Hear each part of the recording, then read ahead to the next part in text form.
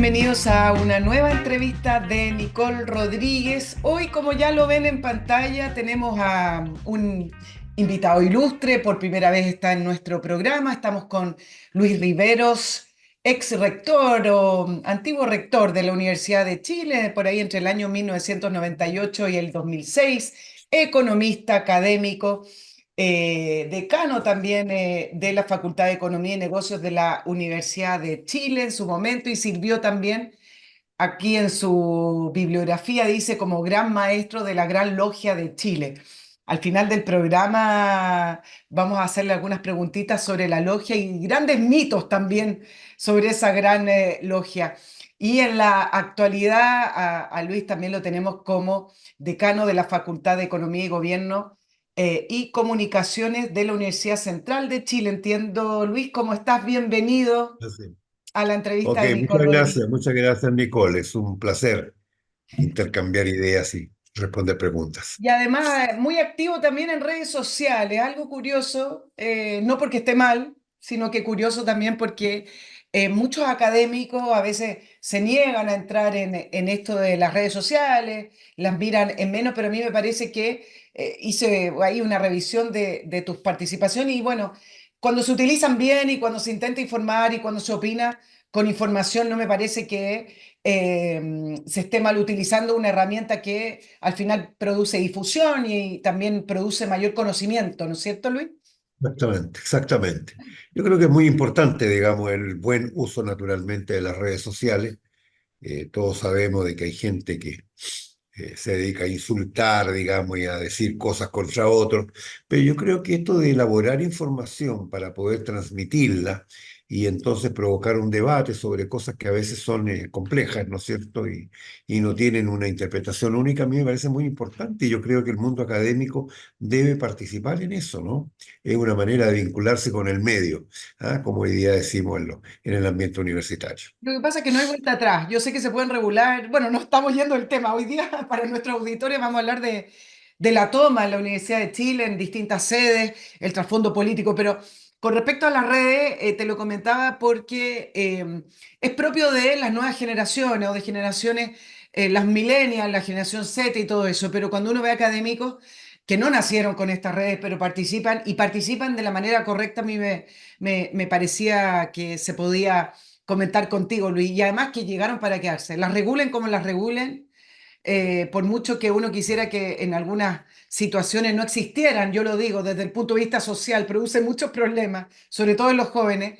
Es una herramienta que llegó para quedarse y esos son los nuevos tiempos y hay que saber utilizarlo a su favor, digamos, una cosa así, ¿no? No, sin duda, sin duda. Y yo creo que es un instrumento que siempre se puede utilizar constructivamente.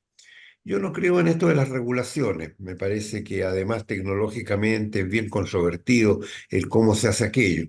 Yo pienso que es mucho mejor educar a quienes participan en las redes sociales para hacer participaciones constructivas. Hay diferencias de ideas, por cierto, que tiene que haberla, y ese contraste justamente en gran medida, ¿no es cierto?, parte de la labor que tiene que desarrollar el intercambio a través de las redes sociales.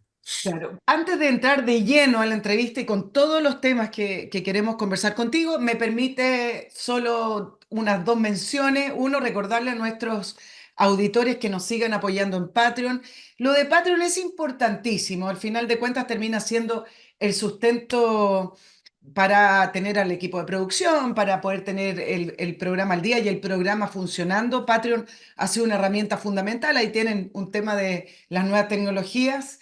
Y también yo los motivo a que le digan a otras personas que se sigan sumando con el aporte que puedan. Así como también el mail del programa, mucho intercambio de opiniones y se agradece. Lo repito siempre, yo sé que parece disco rayado, pero me sirve mucho nutrirme de las opiniones que tienen los auditores. Y auditores que tenemos en el programa con mucha información, que quieren participar, que les importa el país, les importa lo que pasa en el mundo. Así es que nicolperiodistachile@gmail.com es la manera que tenemos de comunicarnos.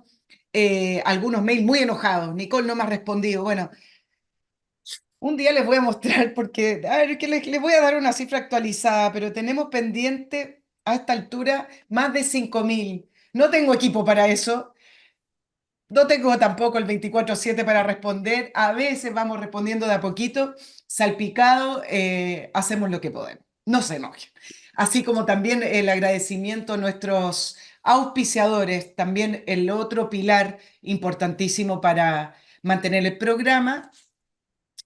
Inviten a otras marcas también a que se sumen a este, ya no proyecto, pero a este programa que tiene el objetivo de informar, de aterrizar los temas, donde no hay palabras vetadas, donde no hay temas vetados, así es que inviten a otras marcas como lo hizo Urantiaco, uno de nuestros nuevos auspiciadores, ya lleva más de un mes con nosotros, una empresa que desarrolla software a medidas y que puede llevar a su empresa a solucionar finalmente ese tema que le tiene rondando y que nada se ajusta a lo que usted necesita. Urantiacos desarrolla software, trabajan, están certificados en plataforma Moodle. A propósito de educación, grandes instituciones educativas, grandes por el tamaño y grandes por la importancia, han utilizado Urantiacos para poder desarrollar estos software y poder implementar estas plataformas tecnológicas para su trabajo. Diseño y desarrollo web, hosting, marketing digital, estrategia digital y posicionamiento web. Todo eso lo puede encontrar en Urantiacos. Métase a la web de Urantiacos, www.urantiacos.cl, porque allí va a poder encontrar todas estas instituciones que han preferido y que han seleccionado Urantiacos para que sea su socio ideal de llevar a su empresa al otro nivel, al nivel del siglo XXI. Consultas urantiacos.cl, en la pantalla también aparece el WhatsApp, comunicación muy directa, y también la información de la página web. Les recuerdo también este producto fabuloso, Oxibiota, que elimina los malos olores de raíz. ¿Cómo lo hace Oxibiota? Es una fórmula desarrollada en Estados Unidos que vienen con estos sobrecitos que se diluyen en agua, según las indicaciones. Acá también trae las indicaciones. Y, y esa fórmula usted lo vierte sobre el lugar que está saliendo el mal olor. Son varios sobrecitos que vienen. Usted lo compra en www.oxibiota.cl y lo vierte, por ejemplo, en alcantarillado, cocinas, baños, jardines con algún tipo de difusión ahí, y se tiene que repetir según su necesidad. El mal olor no se esconde, el mal olor no funciona abriendo las ventanas, echando spray, prendiendo velitas. El mal olor hay que destruirlo, porque hay que destruir esas bacterias que producen el mal olor, si no siguen viviendo. Bueno, lo que hace Oxibiota con esta fórmula que está reformulada, valga la redundancia, mucho más reforzada, lo que hace es destruir esas bacterias y se termina el mal olor de raíz. www.oxibiota.cl, el producto le llega a su casa. Ahora sí nos vamos con Luis Riveros. A propósito de este tema que sigue dando vueltas, que está ahí en la primera plana, a veces un poquito menos de la primera plana, un poquito más atrás, pero que tiene que ver con esta movilización que comenzaron un grupo de alumnos de la Universidad de Chile el 15 de mayo, ocupando parte de la Casa Central y donde han desplegado varias otras acciones con el argumento principalmente con el argumento de apoyar a Palestina en la guerra de Hamas de Israel, pero donde más han hecho acampe, donde en algunas otras sedes han hecho incluso esa demarcación de profesores que fue tan polémica y que no recibió las sanciones que correspondían, según mi opinión. De todo eso vamos a hablar con una de las personas que más sabe acerca de la situación de la Universidad de Chile. Luis, ¿qué le pasa a la Universidad de Chile en el sentido de que varios dicen que va en un declive? Yo no sé si tú compartes eso, pero ¿cuál es la situación para ti de la Universidad de Chile? Mira, yo creo que hay que separar dos temas acá. Uno, estas protestas, ¿no es cierto?, manifestaciones, del trabajo académico de la universidad. O sea, el trabajo académico de la universidad no se resiente por este tipo de cosas. La Universidad de Chile sigue siendo ranqueada en la mayoría de los rankings internacionales como la mejor universidad del país, es una de las más destacadas a nivel latinoamericano y a nivel mundial, y eso naturalmente no lo va a cambiar la toma de un edificio de la universidad, ¿no es cierto? Pese a lo contradictorio que es lo que es propiamente el ambiente que necesita la universidad, ¿no es cierto? De entendimiento, de diálogo, de tolerancia, de diversidad. Andrés Bello lo dijo de manera muy brillante, ¿no es cierto? La universidad es el lugar donde todas las verdades se tocan. No hay una verdad, hay verdades. Y por tanto, ¿no es cierto?, la universidad es el espacio donde se puede debatir en torno a ella. De manera que yo separo ese tema, ¿no es cierto?, de la eventual, ¿no es cierto?, pérdida de profundidad, de calidad del trabajo académico de la universidad. Estos hechos hoy día representan, yo diría, una grave manifestación, ¿no es cierto?, de anarquismo en la universidad, porque aquí no estamos hablando, como en el periodo en el cual yo fui rector, de iniciativas que estaban respaldadas por los centros de alumnos o respaldadas por la Federación de Estudiantes. En definitiva, ¿no es cierto? La Federación de Estudiantes no pudo renovar su directiva porque se pronunció, entiendo, un porcentaje bajísimo de los Por estudiantes cierto. y por lo tanto, claro, ¿quién está a cargo de esto? ¿Con quién se entiende uno, no es cierto? Cuando hay un grupo de personas, no estoy seguro que todos sean estudiantes de la universidad, que se instalan ahí y declaran tomada la casa central y colocan un lienzo, ¿no es cierto?, acusando de que la universidad está siendo cómplice de un genocidio, ¿no es cierto?, que promueve el Estado de Israel. Yo no veo cómo la universidad puede ser cómplice de algo así porque, claro, tiene convenios con universidades israelíes, ¿no es cierto? Pero un convenio, ¿no es cierto?, para un estudio comparado, ¿no es cierto?, entre la literatura de Asia o de Israel, ¿no es cierto?, y la Latinoamérica. ¿Qué tiene que ver eso con esta confrontación terrible, ¿no es cierto?, espantosa? Entonces, a mí me da esta es una manifestación un poquito caprichosa, ¿no? Es una manifestación que no tiene un fondo, no tiene un apoyo en el mundo estudiantil, realmente, ¿no es cierto? Este es un grupo de personas que yo creo que debían ser desalojados de la universidad, porque, como Claro, te digo, iba, no tiene, digamos, respaldo de la Federación de Estudiantes, no hay una posición oficial del estudiantado, digamos, tras todo esto. sí, te iba a ir preguntando por parte, Luis, ¿quién está detrás de la toma según tu visión, según lo que has podido recabar? Si ya prácticamente la fecha no existe desde el punto de vista de la validación de la última elección, ¿quién está detrás entonces de esta toma en esta La oportunidad? verdad, yo no lo sé, fíjate, yo creo que son grupos ideologizados. Ahora, hay otras tomas, ¿no es cierto? Otras manifestaciones que también aluden a problemas de infraestructura, a problemas, ¿no es cierto? Se intentó, por ejemplo, una toma en la Facultad de Ingeniería, tratando de prolongar el semestre, ¿no es cierto? Para poder, ¿no es cierto?, dar más tiempo. Claro, hay distintas cosas, ¿no es cierto? El problema aquí es el siguiente. Uno tiene que entenderse con alguien, si uno es autoridad, ¿no es cierto? Yo me entendía con la fecha, ¿no? Y podía tener severas discrepancias con los métodos, ¿no es cierto? Con la forma de actuar, con la agenda escondida que siempre hay detrás de estas cosas, pero tenía un organismo con quien me entendía. Y lo segundo es que estas cosas yo siempre las llevé a discusión con los organismos colegiados de la universidad y por lo tanto buscaba ese respaldo para el accionar, ¿no es cierto?, que tenía que tener la autoridad central, porque este no es un problema del rector o la rectora o del decano, es un problema de, obviamente, de la institución, ¿no es cierto? Y aquí yo no he visto, ¿no es cierto?, y eso creo que es un defecto, un pronunciamiento del Senado universitario. El Senado universitario es un organismo compuesto por académicos, no académicos y estudiantes y por lo tanto es una institución de la universidad en la cual se pueden discutir estos temas y en la cual se puede llegar a conclusiones. Este Senado debería haber rechazado esto como una manifestación antiuniversitaria, pero no lo ha hecho. Leí una declaración de un grupo de senadores demandando precisamente que hubiese un pronunciamiento oficial del organismo respecto a este problema. No se ha hecho. Entonces, eso acusa, yo diría, una debilidad de la institución, ¿no? Yo creo que hay que reponerlo porque la institucionalidad universitaria basada en el estatuto es lo más importante, sobre todo frente a estos grupos que son generalmente grupos descolgados, anarcos, ¿no es cierto? Hay mucho voluntarismo detrás de esto, ¿no es cierto? Pero eso meritaría, obviamente, ¿no es cierto?, una discusión a nivel de la universidad, ¿no?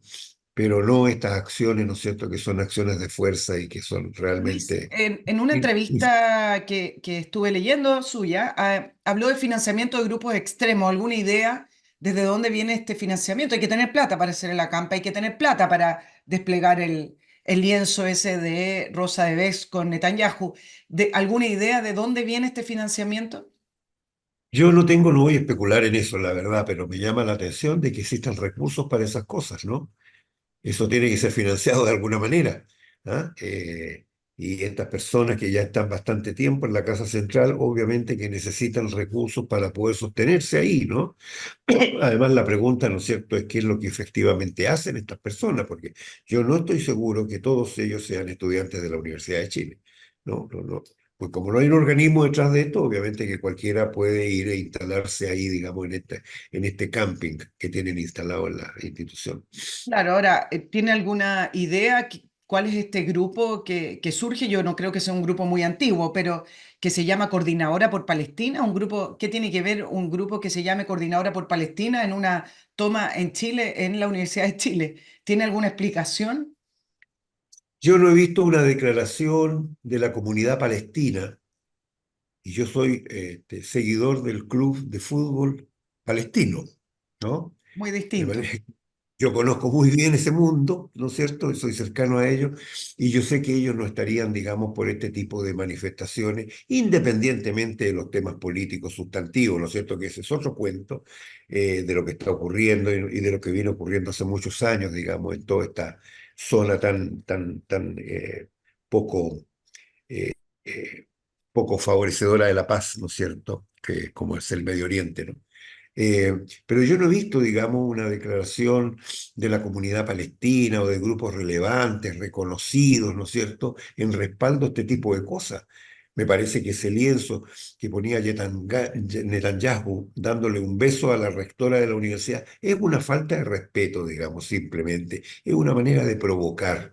El obligar a que la rectora permanezca, ¿no es cierto?, pernoctando con su equipo en las oficinas de la rectoría para protegerla, porque como no sabemos que los que están ahí son o no estudiantes de la universidad, no sabemos quiénes son, entonces, bueno, mañana pueden robarse, ¿no es cierto?, cualquier cosa, destrozar cualquier cosa, y la universidad tiene que proteger su patrimonio, porque es patrimonio del país al final del día, ¿no? Sí, bueno, ahí hay una gran debilidad, ya voy a ir a ese tema, pero antes quiero cerrar el, eh, el punto con respecto a levantar la causa palestina. ¿Cuál es el objetivo realmente que buscan estos grupos con el acampe, con las tomas, por allá en el campus Juan Gómez Millas, marcando al profesor? La causa palestina, yo leía en un reportaje, le preguntaban a algunos que hacían manifestaciones cuando se iniciaron esto, el 15 de mayo, si conocían bien de qué estaban hablando. Ninguno pudo, ni siquiera los que fueron consultados en el reportaje, pudo mencionar cuál era realmente la posición geográfica, dónde estaba Israel, dónde estaban las fronteras, ni siquiera sabían el origen de Hamas. Cree, me imagino que tiene ya alguna idea más profunda de cuál es el objetivo de levantar la causa palestina para obtener algún otro rédito? Me gustaría saber qué es lo que piensa, Luis.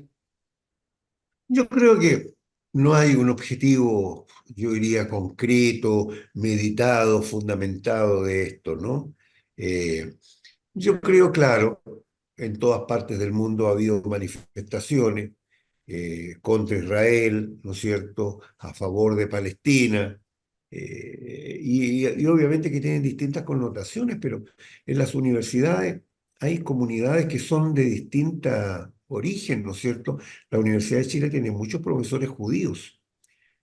Y a ellos se les está faltando el respeto con esto, digamos, injustamente, por cierto. Y también hay muchos profesores, ¿no es cierto?, miembros de la comunidad que respaldan, ¿no es cierto?, al Estado palestino, ¿no? Yo no conozco ninguno que esté respaldando las acciones de Hamas, que es una cosa distinta, en mi opinión, de la causa palestina y del Estado palestino, que es otro tema. Este es un tema que tiene que ver con terrorismo, ¿no es cierto?, organizado, ¿no es cierto? Hemos visto los horrores que se cometieron en la Franja de Gaza y los errores de réplica que se están cometiendo ahora. Entonces, evidentemente, digamos que todo eso, claro, no constituye, diríamos, un campo de pronunciamiento para la universidad, excepto a nivel, ¿no es cierto?, del diagnóstico. Eso tendrá que ver con lo que se discutirá en las clases en la Escuela de Derecho, en el Instituto de Estudios Internacionales, ¿no es cierto?, en la Escuela de Ciencias Sociales, porque ciertamente es un gran tema, un tema sobre el cual tenemos que pronunciarnos y saber. Pero esto de tomarse para poder ir a esta objetivo tan extraño, ¿no es cierto? Terminemos con todos los convenios con universidades israelíes, como si las universidades israelíes fueran parte de este conflicto o estuviesen, ¿no es cierto?, envueltas directamente en el conflicto. Y como digo, claro, los convenios con las universidades tienen que ver con colaboración en campos académicos, ¿no es cierto? Hay colaboración en el campo de la ciencia, en las artes, ¿no es cierto?, en la literatura, en la historia. Y eso obviamente que está muy lejos de este conflicto propiamente tal. Entonces me da la impresión de que aquí se están utilizando consignas que son fáciles para un problema que tiene una complejidad que, como tú mismo dices, ni siquiera los protagonistas de esto entienden. Claro, pero utilizar esa consigna, por ejemplo, leía un analista, Pablo Ortúzar, que decía que es una excusa ideológica en la línea del modelo de negocios de proselitista, decía, y de la movilización permanente. Alguien gana con una movilización permanente, alguien gana produciendo no sé si caos, pero produciendo estas interrupciones y produciendo problemas a la Universidad de Chile. ¿Quién gana con esto? ¿Cuál sería el negocio de mantener estas movilizaciones permanentes? ¿Un negocio político? ¿El después saltar a cargos más importantes? ¿Cómo lo ve, Luis? Pero, estamos en el terreno de las especulaciones, claro. Yo creo que aquí O del simplemente análisis, hay, digamos. claro, hay un esfuerzo, ¿no es cierto?, por poner siempre en la palestra el conflicto sobre el cual algunos grupos estarán mostrándose proclives, ¿no es cierto?, a las manifestaciones de estas grandes mayorías relegadas, ¿no es cierto?, de alguna manera dejadas de lado, o a causas, ¿no es cierto?, que como esta, ¿no es cierto?, no adquieren un papel muy central en la mente del ciudadano, ¿no? Si uno preguntara, digamos, a la ciudadanía chilena, probablemente el 90%, no sé, diría que no entiende nada de este conflicto y que le parece muy mal que haya una guerra y que le parece muy mal que haya acciones extremistas, ¿no es cierto?, terroristas, violentistas de ciertos grupos contra otros. Bueno, pero yo creo que aquí hay gente, digamos, que trata de poner una agenda de conflicto como una agenda permanente, ¿no es cierto?, que lleve a algo, no sé, probablemente a un mejor posicionamiento, será para algunos grupos, tener ingreso, ¿no es cierto?, a algunas situaciones de poder, pero no sé, eso no me lo explico. Yo creo de que hay un alto grado de ideologismo. Y cuando ese ideologismo ya no tiene que ver con temas estrictamente universitarios, a mí me parece simplemente utilizar a la universidad como un escudo para este tipo de cosas. ¿Qué rol pueden tener algunos partidos políticos, principalmente de izquierda? Porque por las causas que levantan, los alumnos tenemos que relacionarlos con la izquierda. ¿Qué rol pueden tener los partidos políticos en eso, Luis? Yo creo que no deben tener ningún rol importante. Probablemente hay algunos miembros, algunos descolgados, hay algunos que pueden tratar, ¿no es cierto?, de generar sus propios liderazgos al interior de partidos y movimientos sobre la base de encabezar este tipo de acciones. Pero a mí me da la impresión de que aquí no gana nadie, simplemente. Ahora vamos a lo que me parece que es el tema central, la debilidad en la respuesta. Efectivamente hubo tomas en Estados Unidos, pero al final terminaron sacándolo y sacándolo con la fuerza pública. Em, Se habla de falta de respeto, todos condenaron el lienzo de Rosa de Vez con Netanyahu. Una mayor polémica y mayor condena produjo esto de en el campus Juan Gómez Milla, de haber marcado profesores y haberlos seguido a clase como una especie de observador para ver qué es lo que hacía el profesor en clase, o sea, propio de los tiempos del fascismo, del nazismo, como lo quieran llamar, pero son totalitarismos. Mucho reproche, pero no se hace nada, Luis. ¿Cuál es el origen de esta debilidad institucional? ¿Por qué no se actúa? ¿Por qué no se saca a los alumnos? ¿Por qué no se dicen las cosas como son? Esto no corresponde, si lo hicieron, se acabó. ¿Por qué siempre tienen que estar hablando del diálogo? ¿Por qué siempre tienen que estar esperando a lo mejor que alguien entre en razón? ¿Cuál es el origen de la debilidad institucional?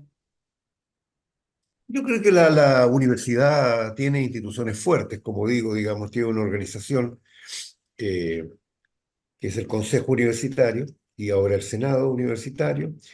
Son cosas que se generaron en un estatuto que costó mucho consolidar, ¿no es cierto? Hace ya varios años, pero hoy día es lo vigente. Entonces, como dijo varias veces el presidente Lago, hay que poner las instituciones a funcionar. Y eso es lo que no se ha hecho. A mí me da la impresión, digamos, de que hay que poner un poquito. No se trata solamente de que entren los carabineros y los saquen de ahí, ¿no? Pero se trata de poner a funcionar la institucionalidad universitaria. O sea, el Senado debió haberse ya manifestado sobre esto. ¿Cómo es posible que se permita que un grupo de personas se instale en la Casa Central y declare que es territorio de ellos, más o menos, ¿no? O que ocurran estas cosas en el campo Juan Gómez Milla, ¿no es cierto?, donde los profesores son marcados para poder entrar, que es una medida absolutamente insólita y repudiable. El mismo presidente de la República lo manifestó, es una cosa que no tiene realmente cabida en la universidad. Entonces, a mí me da la impresión, digamos, de que, claro, hay una institucionalidad, digamos, y yo creo que hay que tener mano firme para poder hacerla funcionar, que es lo que siempre permitió resolver estos conflictos a nivel de la universidad. Claro, pero ¿por qué no puede? Recién me menciona que no se trata de sacarlos con carabineros. ¿Por qué no se trata de eso? Si finalmente hay que establecer el orden y tampoco se entienden muy bien las demandas, tampoco se puede dialogar mucho porque están pidiendo parte de ciertas decisiones de política exterior. ¿Por qué no puede entrar carabineros a sacarlo? No, si puede, no. No, no, Yo sí sé digo, que no, puede, pero ¿por qué no claro. debiera? Porque en No, la no respuesta. necesariamente, no Claro. necesariamente. Yo creo que en este caso, yo creo que debiera sacarse con la policía, ¿no? Porque es una invasión del terreno universitario que no tiene un respaldo formal de ninguna organización de la universidad. No he visto ninguna institución o organización de la universidad que esté respaldando esto, entonces a mí me da la impresión de que ahí no se está conversando, en primer lugar porque no hay con quienes conversar, supongo yo, ¿no? Y en segundo lugar es como, bueno, alguien invadió tu casa, digamos, y por lo tanto tú tienes todo el derecho de sacarlo de ahí. ¿No? Luis, En ¿por qué otras los situaciones, profesores? claro, uno tiene que darle más vuelta porque probablemente hay agendas universitarias de por medio. Muchas veces los estudiantes se tomaron la casa central porque entendían de que se estaban vendiendo propiedades de la universidad, por ejemplo. Bueno, eso requería un diálogo, una explicación, y eso tomaba unos días, ¿no es cierto? Bueno, y no podíamos hacer entrar a Carabineros porque eso justamente es terminar con el diálogo necesario para poder reponer las cosas y las cosas siempre se solucionaron, nunca hubo grandes conflictos, ¿no es cierto?, que no tuviesen un manejo adecuado del punto de vista de la institución. Pero eso requiere que la institucionalidad funcione. ¿Por qué los profesores también aceptan el hecho? Muchos reclamaron con respecto a esta marcación que era, eh, no solamente era insólita, sino que ver esta situación de marcar profesor y seguirlo realmente chocaba mucho y uno se preguntaba por qué los profesores aguantaron eso. Porque hay grupos de profesores que son, no sé si la palabra es débil, pero se suman en esto y van y permiten que los marquen. ¿Hay alguna explicación que me pueda dar de eso? Yo no tengo una explicación para eso, francamente. No tengo una explicación porque creo que esta es una acción de fuerza, digamos, insólita. Yo nunca había visto eso en la universidad, ¿no? Me parece a mí que es repudiable, ciertamente, una cosa completamente fuera de lugar. Y bueno, Eh, me parece a mí, digamos, de que esto se impuso por parte de ciertos grupos. De nuevo, a alguien se le ocurrió que esta era una buena idea, ¿no?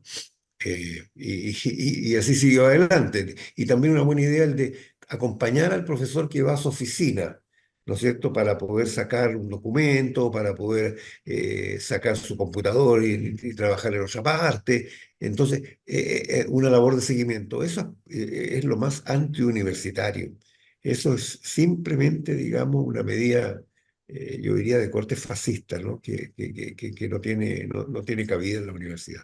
Hay un grupo importante de profesores que alientan estas tomas y alientan estas formas de proceder violentas, ¿o no? No, yo no he visto eso, no, no he visto eso.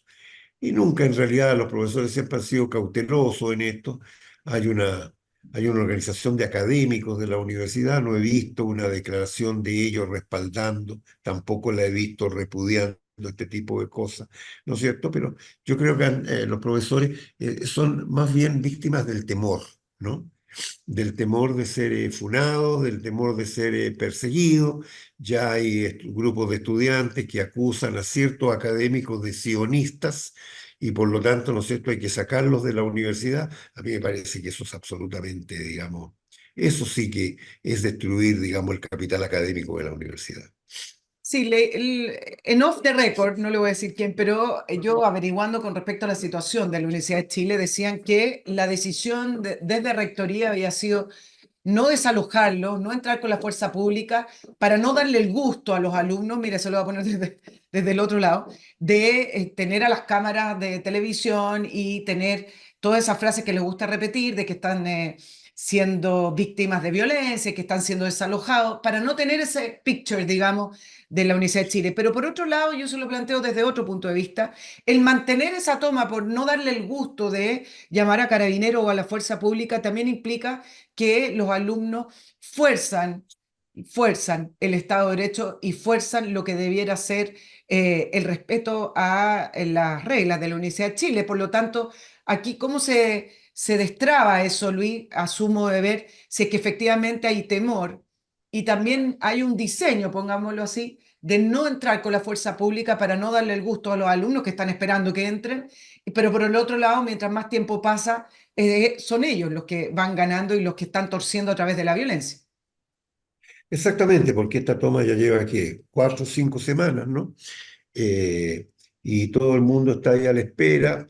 Este es un lugar, además, la toma tiene el objetivo de que sea visible y desgraciadamente o felizmente, la Casa Central de la Universidad de Chile es muy visible y por lo tanto para ellos permanecer ahí con ese lienzo, ¿no es cierto?, en el frontis de la universidad, obviamente que le da al movimiento o a la demanda o a la posición de esta gente, ¿no es cierto?, obviamente una ganancia, ¿no es cierto?, diaria.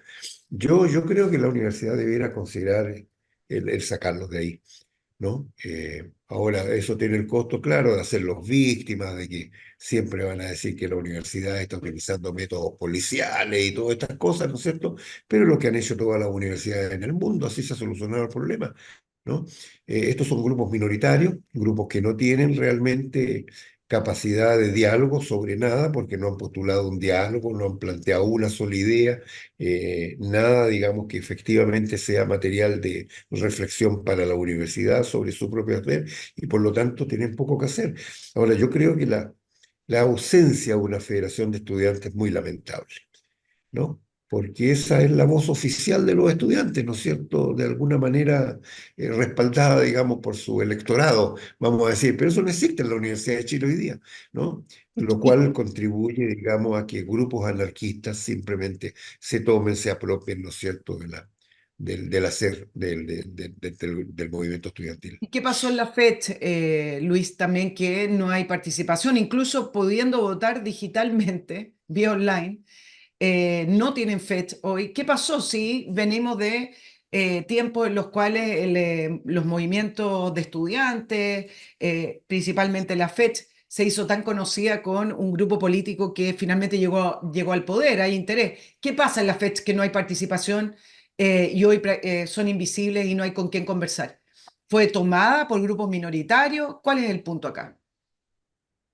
Yo no sé, yo creo, digamos, de que la FECH fue construyendo un camino de desilusión para el estudiantado. O sea, los estudiantes elegían una directiva de la FECH y esa directiva actuaba por aquí, por allá, hacía esto, lo otro, y eso no representaba para nada las necesidades, las ideas, ¿no es cierto?, las cosas que querían los estudiantes.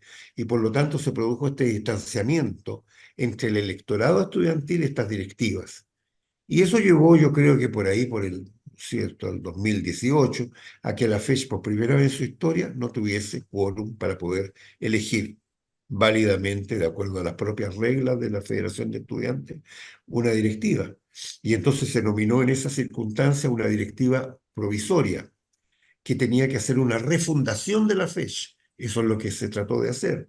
Pero esa refundación no ha tenido lugar en realidad porque los estudiantes simplemente ya no quieren la FECH. ¿no? Existen los centros de alumnos, sin embargo, Sí. claro, porque son centros que están más preocupados de las cosas de los estudiantes. Pero esto de la Federación de Estudiantes simplemente ha muerto porque las directivas estudiantiles se llevaron, digamos, la FES para la casa, o sea, pasaron a ser parte de una agenda política, de una agenda, digamos, que no tenía nada que ver esencialmente con las necesidades de los estudiantes en materia de instalaciones, de procesos académicos, en términos, ¿cierto? Bueno, de lo que necesita un estudiante universitario, ¿no? Nos hemos acostumbrado también a ver un gran poder de la FED, ¿no? En este tiempo, precisamente por lo que está pasando y estamos describiendo, pero durante la época de suya, anterior y posterior a eso, se veía una FED con bastante poder en la universidad y también con algunas tomas que impedían estudiar. ¿Es normal que las universidades la federación de alumnos tenga tanto poder e incida tanto en las decisiones y tenga poder coercitivo también, dejando de lado la actual situación de la FED? Nos hemos acostumbrado que pueden paralizar las universidades. ¿Es normal eso? ¿Es correcto eso? Yo no sé si es normal. Ahora es correcto porque uno tiene que escuchar al movimiento estudiantil. Yo me recuerdo de estas grandes protestas por el problema del financiamiento estudiantil, ¿no? Y habían grandes manifestaciones, porque es cierto, ahí teníamos un problema no resuelto como país y como universidad. Eh, pero se ha ido avanzando en todos esos casos. Hoy día existe gratuidad, ¿no es cierto? El sistema de financiamiento tiene, yo diría, problemas, pero obviamente que son problemas distintos a los que primaban hace 20 años atrás. Eh, y claro, uno dice, bueno, pero esto necesita, digamos, una protesta que lleva a tomas y a todo esto. Claro, entonces ahí están las agendas políticas escondidas detrás de esto, ¿no es cierto? Que tienen mucho que ver con estas cuestiones también, ¿no es cierto? Agendas políticas que le daban fundamento a posiciones o a acciones políticas a nivel de país. Entonces eso se enmarcaba en eso, pero en lo que era propiamente universitario, a mí me parecía siempre, digamos, de que uno tenía la necesidad de conversar con los estudiantes porque ciertamente había muchos problemas no resueltos. A mí, digamos, muchas veces los estudiantes me plantearon problemas que tenían que ver con lo que hoy día también es importante, ¿no es cierto? Y no resuelto, el problema de salud mental, estudiantes que están sobreexigidos, estudiantes que tienen condiciones, ¿no es cierto?, socioeconómicas bastante débiles, vamos a decir, ¿no es cierto?, y que tienen exigencias enormes desde el punto de vista de la universidad. Bueno, ahí hay un diálogo de cómo podemos actuar sobre eso, ¿no? Y muchas veces eso se utilizó como una plataforma para tomarse la Casa Central o tomarse la facultad, porque eso le proveía a ciertos grupos políticos un liderazgo bastante efímero, yo creo, digamos, pero que en definitiva como vemos hoy día, digamos, tienen figuración a nivel de país, ¿no es cierto? Y yo creo que eso no debería ser así. Claro, ahora yo creo que eso me lleva a otro tema, Luis, y quiero saber su opinión. ¿Cree que le hizo un daño también al país que un grupo como el Frente Amplio, que partieron con movilizaciones estudiantiles y tomas, y también partieron utilizando la violencia en muchas de ellas, hayan llegado rápidamente al poder? ¿No cree que es un mal ejemplo para el resto de las federaciones de estudiantes y el proceder para poder escalar políticamente? Sí, pues yo creo, digamos, ahora se dieron ahí una serie de coyunturas, ¿no es cierto?, que es la debilidad de nuestro sistema político y la debilidad de nuestros liderazgos políticos que permitieron, ¿no es cierto?, que eso ocurriera así y que la gente, el electorado viera con cierta, vamos a decir, ilusión a estos jóvenes, ¿no es cierto?, que no estaban metidos en este barro que es la política tradicional, ¿no es cierto?, y que iban entonces a proporcionar esta nueva mirada. Bueno, eso no ha sido así, digamos, en definitiva, pero yo creo, claro, que eso ha sido producto de las circunstancias políticas generales del país, ¿no? La falta de liderazgo, la falta de credibilidad de los partidos y la lejanía de los partidos políticos tradicionales de los problemas de la gente, ¿no es cierto? Hablan de otras cosas y la gente tiene otros problemas realmente.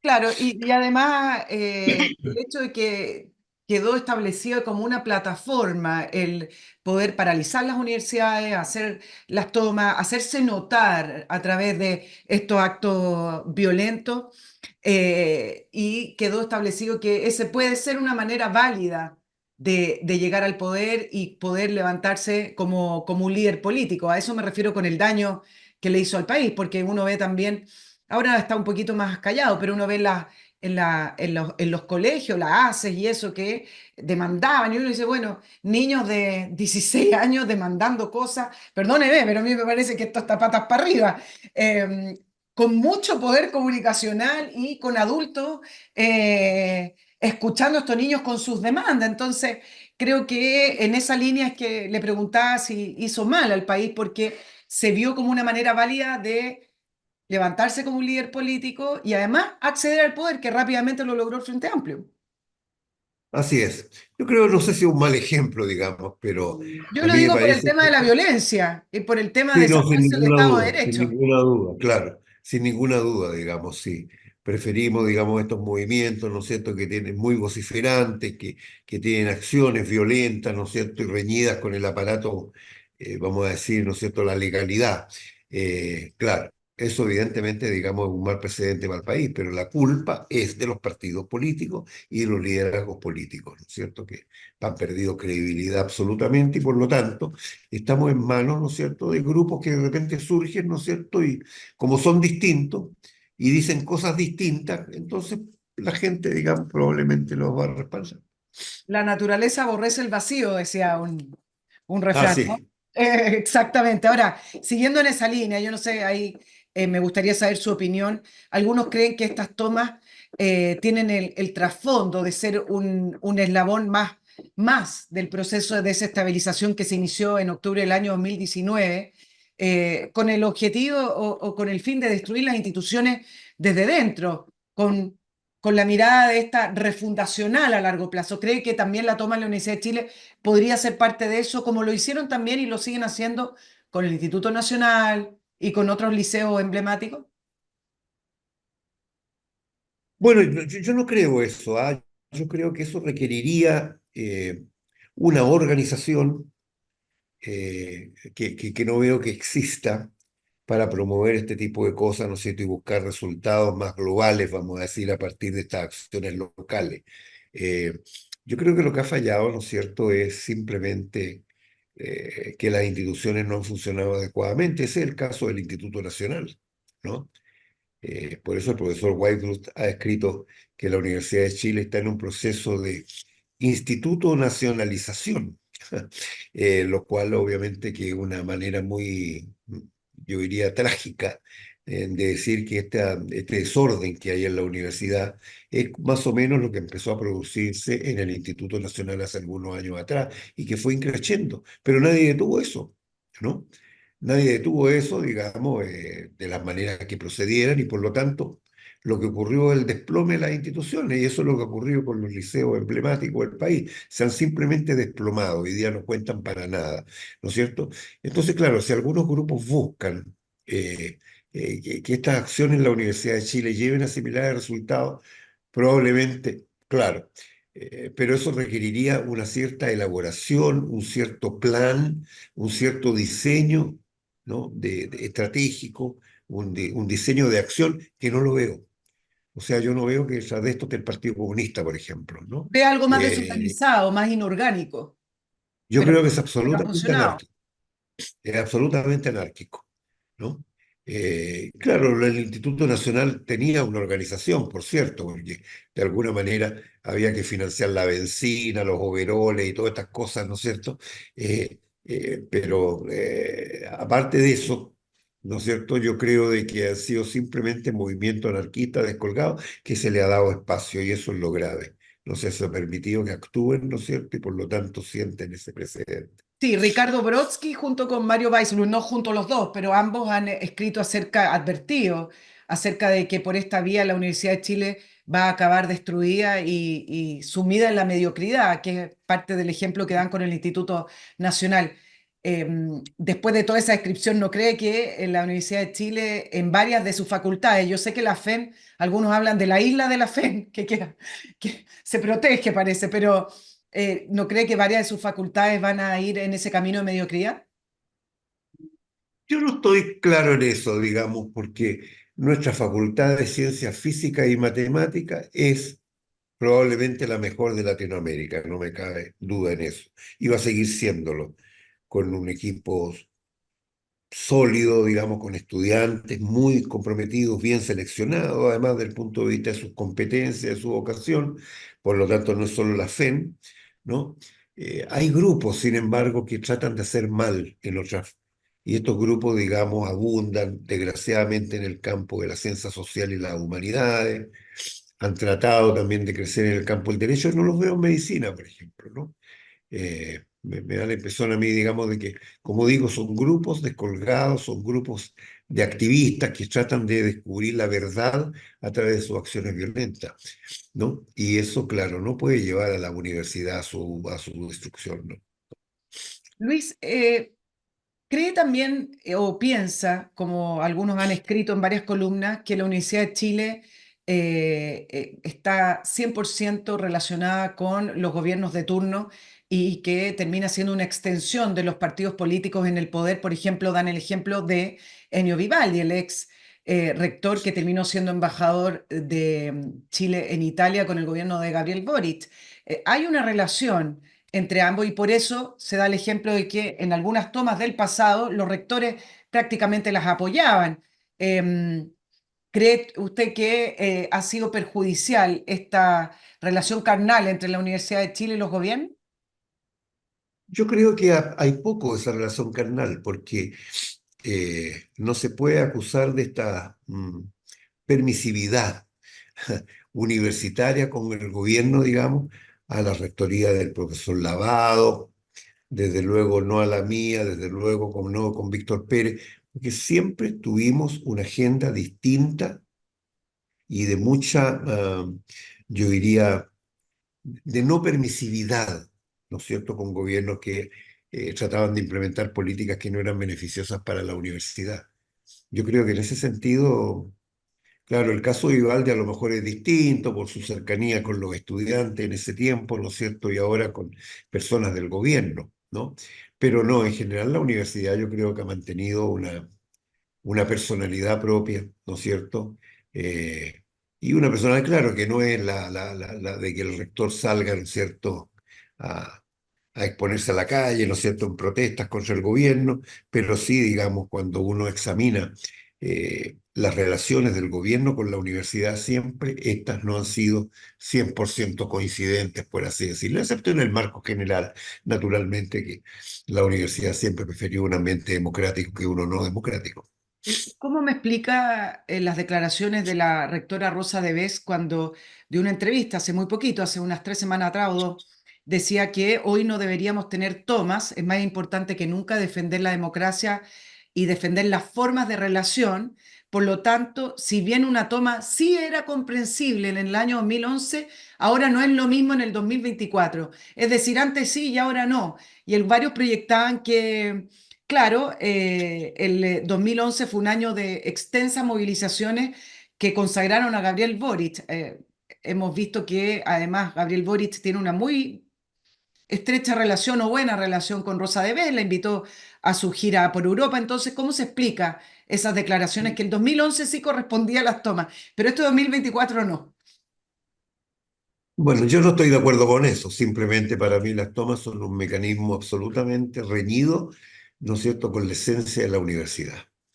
Independientemente de que esté bien fundamentada o no fundamentada, las del 2011 estaban por algo que yo respaldo y he promovido siempre, una educación pública de calidad, ¿no es cierto?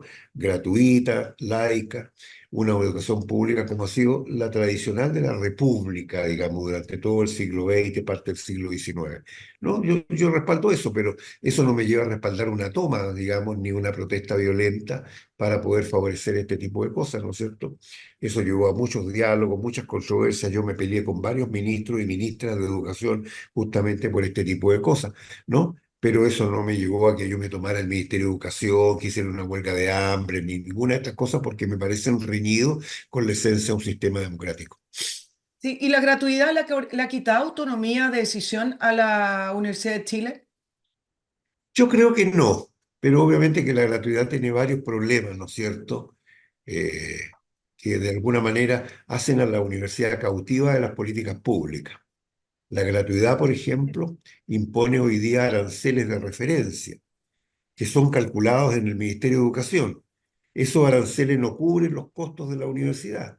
Y entonces ahí está la universidad tratando, digamos, de lidiar con ese déficit que crea justamente este financiamiento eventualmente del Estado. Pero claro, es una política muy sana la de la gratuidad, pero obviamente que su implementación no está exenta de problemas que son bastante graves y que están acumulando situaciones que son difíciles de enfrentar. No, y claro, yo le preguntaba desde el punto de vista que el que pone la plata pone la música en parte, entonces efectivamente quien está pagando al final puede tener bastante más poder de decisión o de influencia en un lugar en que debiera haber pluralidad, en que no debiera haber sesgos políticos, que debiera haber diversidad y pensamiento crítico. A eso va más bien mi pregunta.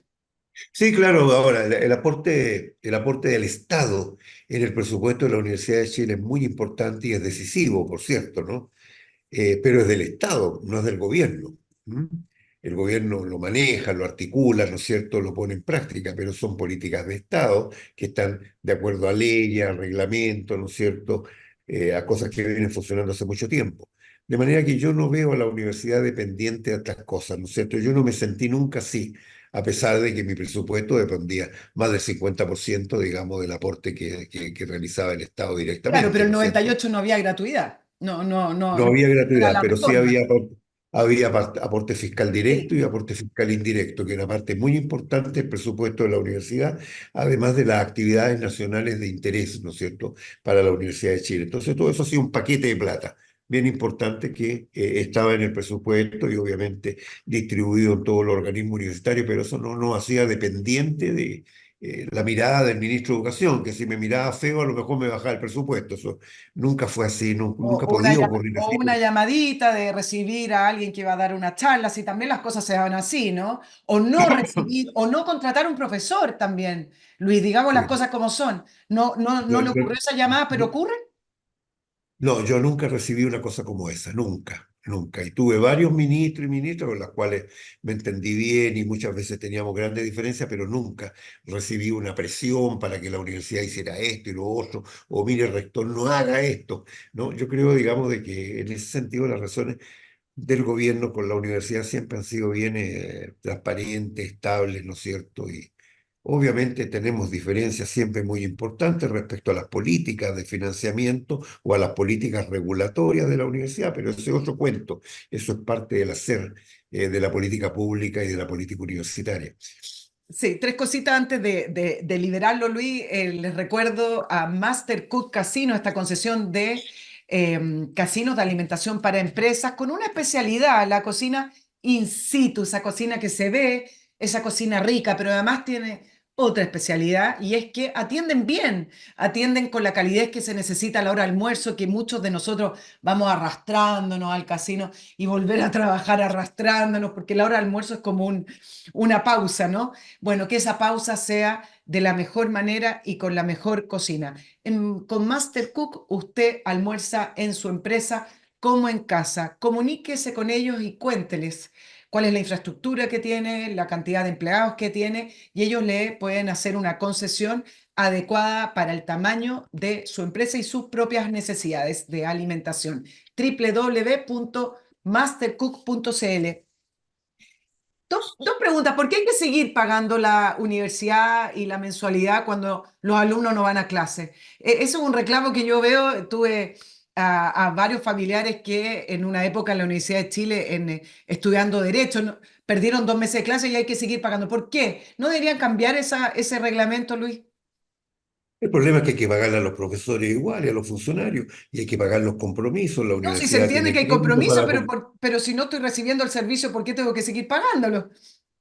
Claro, no, eso es una fuente de controversia. Yo siento que ahí hay una falla. Naturalmente uno no puede permitir que estas cosas ocurran, ¿no es cierto? Como en un campus, digamos, que se suspenden las clases durante un mes porque hay una toma. Eso es absolutamente inviable, ¿no?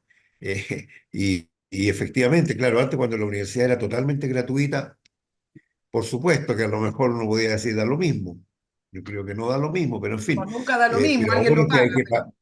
que ahora que hay que pagar y muchos padres tienen que pagar cantidades que no son poco significativas, claro, la pregunta es ¿por qué tengo que pagar si no estoy recibiendo ningún servicio, ¿no?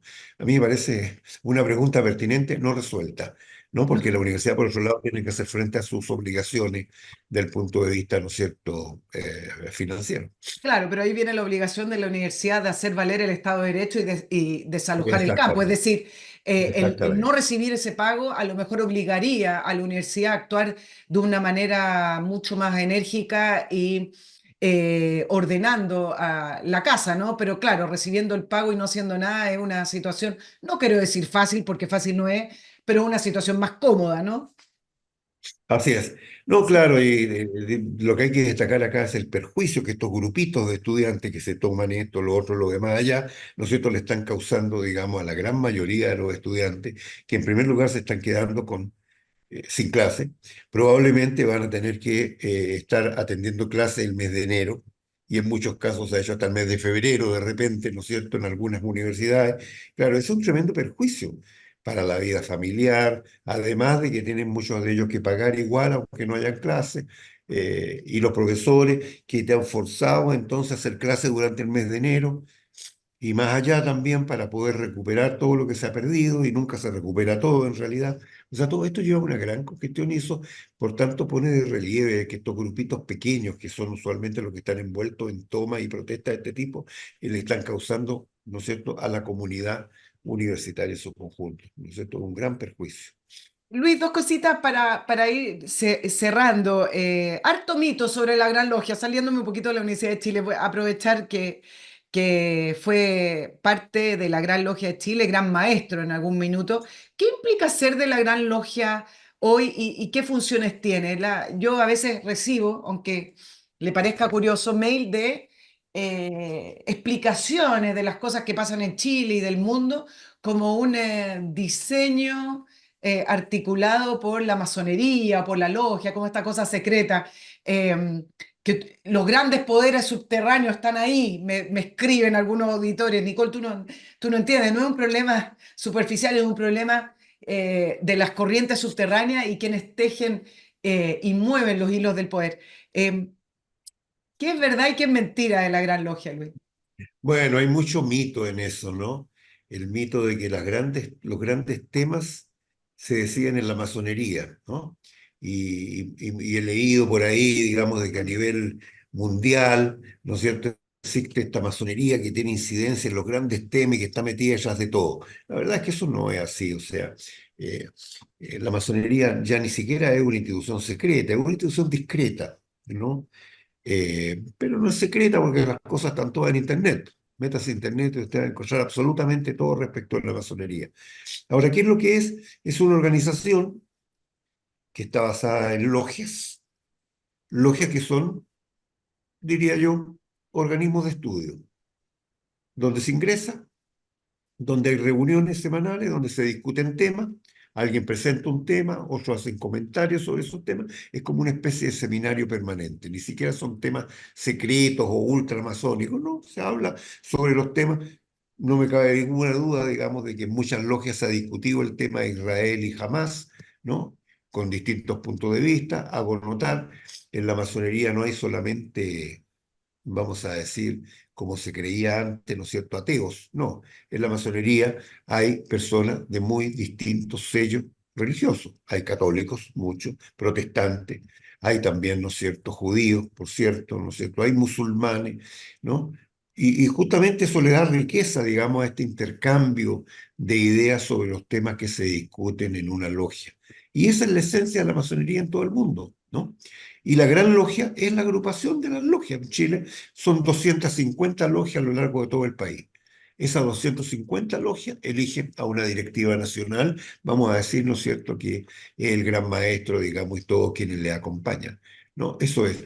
Ahora, No tiene la masonería ninguna instancia donde discutir, o donde proponer, donde negociar políticas públicas. O sea, la masonería no decide esas cosas. Muchas veces se dice de que lo que pasa en los tribunales de justicia, lo decidió la masonería. No tiene nada que exacto. ver la masonería con el tema. Que hayan masones envueltos en ese otro tema, ¿no? Lo mismo también hay masones envueltos en el mundo de la educación, pero que ellos decidan lo que se hace o lo que no se hace, es harina de otro costal simplemente. Hay mucha especulación. ¿Y qué condiciones hay que tener para ser masón, para entrar o para postular? ¿Algo Bueno, específico? procuramos, ¿no es cierto?, tal como lo procuran las masonas, que hay también una gran logia femenina con la cual tenemos muy activas relaciones, existe también en todo el mundo.